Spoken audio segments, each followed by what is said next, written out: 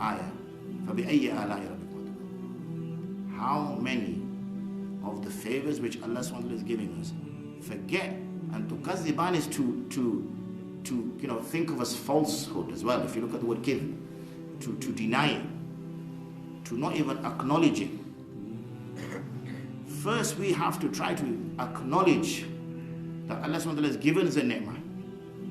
Unfortunately, we don't acknowledge it in the first place. Never mind then appreciate it or try to understand it. And if we deny His favors, then every single favor we will be accountable for.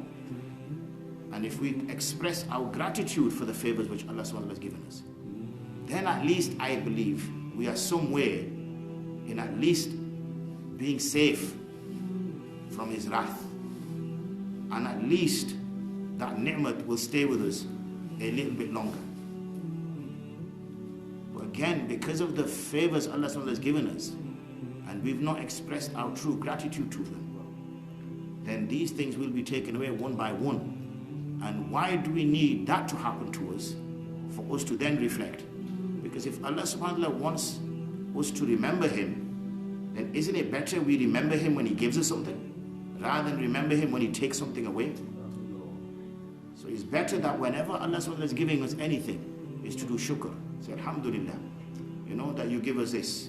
Even if we sat here all night and said, Alhamdulillah, we still would not fulfill what Allah SWT has given us, Once we understand what Allah SWT has given us first, then there'll be a sense of appreciation. When there's a sense of appreciation, then we're understanding our true ubudiyah, our true slavery, as to how much of a master Allah SWT is and how great He is.